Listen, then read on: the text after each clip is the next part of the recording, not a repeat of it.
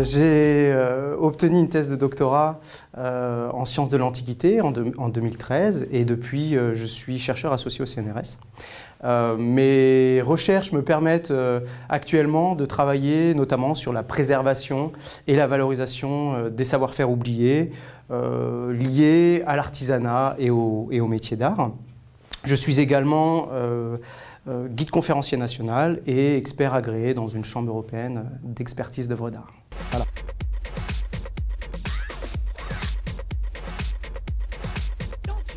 J'ai opté pour l'incubateur de l'université Paris 13, donc Incube 13.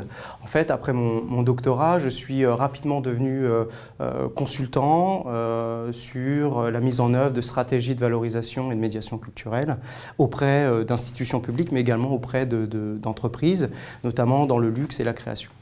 Et donc, quand j'ai lancé le projet Culture Move, j'ai souhaité conserver d'une part ces activités et rester dans un environnement universitaire, profiter de l'écosystème scientifique et technique qui apporte, je trouve, énormément à l'analyse et à la gestion des projets.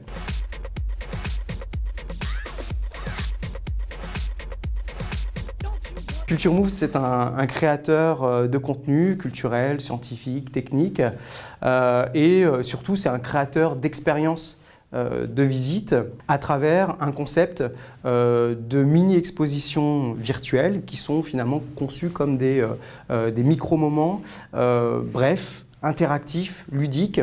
Pour mettre en interaction ce patrimoine, on utilise un certain nombre de technologies, des technologies d'observation assez puissantes comme la microphotographie, des techniques d'animation également.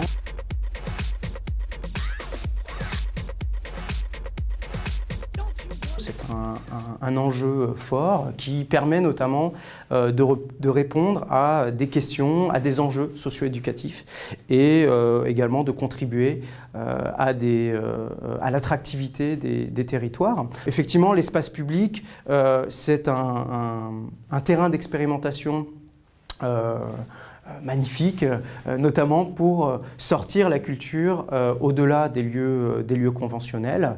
Culture Move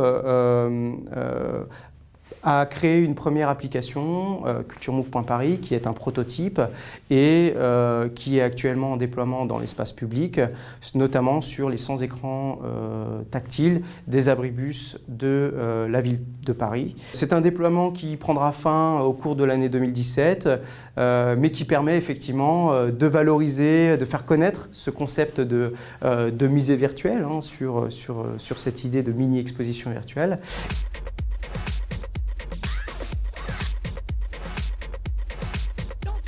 Effectivement, c'est une volonté extrêmement forte de pouvoir collaborer avec le département, avec le territoire. C'est aussi pour ça qu'on a choisi de s'implanter sur le territoire de Plaine Commune notamment. Nous envisageons un certain nombre de projets car assez rapidement, au moment de notre implantation, nous sommes rapprochés des institutions locales, des acteurs locaux pour réfléchir ensemble à une stratégie un petit peu globale de valorisation et de médiation.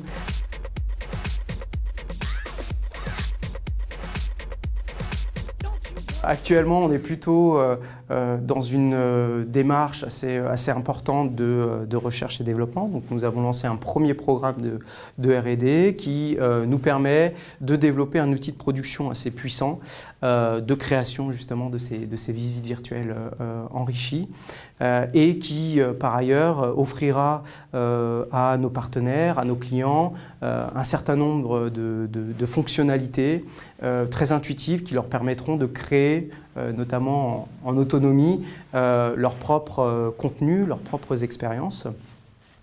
Au-delà de ce programme, nous envisageons assez rapidement la sortie de l'application Culture Move avec une version bêta sans doute en octobre 2017.